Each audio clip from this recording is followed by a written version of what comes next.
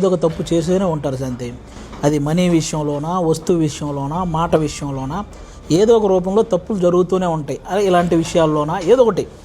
అలా అని దొరికిందే కదా ఛాన్స్ అని మనం ఇంకొకరి తప్పుని ఏలెత్తి చూపటమో, అబ్బా వీళ్ళకి ఇలాగే జరగాలని ఆనందపడటమో ఇలాంటివి చేయకూడదు. రేపు ప్రతి ఒక్కరి విషయంలో ఏదో ఒకటి ఎప్పుడో జరుగుద్ది. అలాంటి వాళ్ళు ఎక్కువ అయిపోయారు. ఏంటది, అబ్బా భలే జరిగిందిరా అని ఆ రోజుకి ఆ మ్యాటర్ని తీసుకొచ్చి ఎంజాయ్ చేయడం, ఇలాంటివి చేయటం. నేను ఈ పర్టికులర్గా ఆ ఇన్సిడెంట్లో ఆలోచించాల్సింది ఏంటంటే, ఆ అమ్మాయి మాధురి రాథోడ్ అనే అమ్మాయికి పెళ్ళి కాలేదు, అవతల వ్యక్తికి పెళ్ళి అయింది. అలాంటప్పుడు ఎవరైతే ఆ వీడియో తీశారో ఆ అమ్మాయి గురించి ఒకసారి ఆలోచించాలి. నువ్వు పెళ్ళైన వ్యక్తి ఓకే, అమ్మాయి ఫ్యూచర్లో పెళ్లి చేసుకోవాల్సిన అమ్మాయి, ఆ అమ్మాయిని అలా పబ్లిక్గా అలా చూయించేయటం, ఈరోజు ఆ అమ్మాయి గురించి అందరూ అలా మాట్లాడుకోవటం నిజంగా తప్పు. ఆ సిచ్యువేషను వాళ్ళిద్దరూ ఎప్పటి నుంచో రీల్స్ సాంగ్స్ చేస్తూ ఏ విధంగా ఎమోషనల్ ఆ కనెక్ట్ ఏర్పడినది మనకు తెలియదు. ఏ సిచ్యువేషన్లో అలా జరిగింది అనేది కూడా మనకు తెలియదు.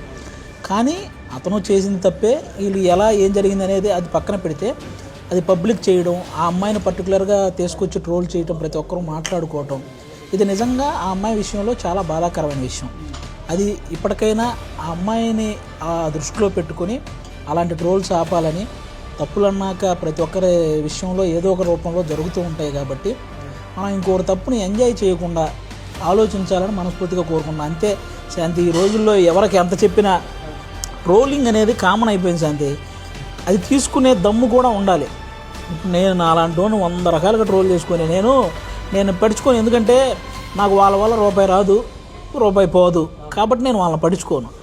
నా వర్క్, నా టాలెంట్ నేను చేసుకుంటూ వెళ్ళిపోతుంటా. కాబట్టి మన టాలెంట్ మీద మన మీద నమ్మకం ఉన్నప్పుడు ఇలాంటి ట్రోల్స్ని, లేకపోతే పక్కోడి మాటలని, పక్కింటోడి మాటలని ఇవన్నీ పట్టించుకుంటే మనం లైఫ్లో ముందుకు వెళ్ళలేం. వాళ్ళందరూ అలా మాట్లాడుకుంటూనే ఉంటారు. ఫైనల్గా నీకు తెలుసుకోవాల్సింది, వాళ్ళ వల్ల వాళ్ళు మనల్ని పోషించే వ్యక్తులు కారు. వాళ్ళు మనకు రేపొద్దున మనం ఏదైనా బాధల్లో ఉంటే రూపాయి ఇచ్చే వ్యక్తులు కారు. మనమే సంపాదించుకోవాలి, మనల్ని మనమే కాపాడుకోవాలి, మనల్ని మనమే ఎలివేట్ చేసుకోవాలి, మనల్ని మనమే పోషించుకోవాలి. కాబట్టి ట్రోల్స్ అనేవి ఇవన్నీ కామన్గా జరుగుతుంటాయి. తట్టుకోలేని శక్తి ఉన్నవాళ్ళు అని తెలిసినప్పుడు వాళ్ళ గురించి ట్రోల్స్ ఆపేయండి. తట్టుకోగలిగిన వాళ్ళు ఉన్నప్పుడు సరదాగా ఏదైనా ట్రోల్ చేసుకోండి, నో ప్రాబ్లం. కానీ కొంతమంది తట్టుకోలేని శక్తి ఉంటుంది, వాళ్ళు తట్టుకోలేరు, వాళ్ళ ఇంట్లో వాళ్ళు తట్టుకోలేరు. ఒక్కోసారి కొంతమందికి ట్రోల్స్ వల్ల సూసైడల్ థాట్స్ కూడా వస్తాయి. అలాంటివి చాలా డేంజర్గా మారేవి. మనం ఆ టైంకి మనం ఆనందకరంగా అనిపించవచ్చు, కానీ వాళ్ళ లైఫ్కి అవి చాలా డేంజర్ అనమాట. కాబట్టి ఇవి ఆలోచించి చేయాలని నేను మనస్ఫూర్తిగా కోరుకుంటున్నాను. నా కోరికని మీరు మన్నించవచ్చు, లేకపోతే ఏదైనా అనుకోవచ్చు, కానీ నా వంతు ప్రయత్నంగా నేను చెప్పే అంతే.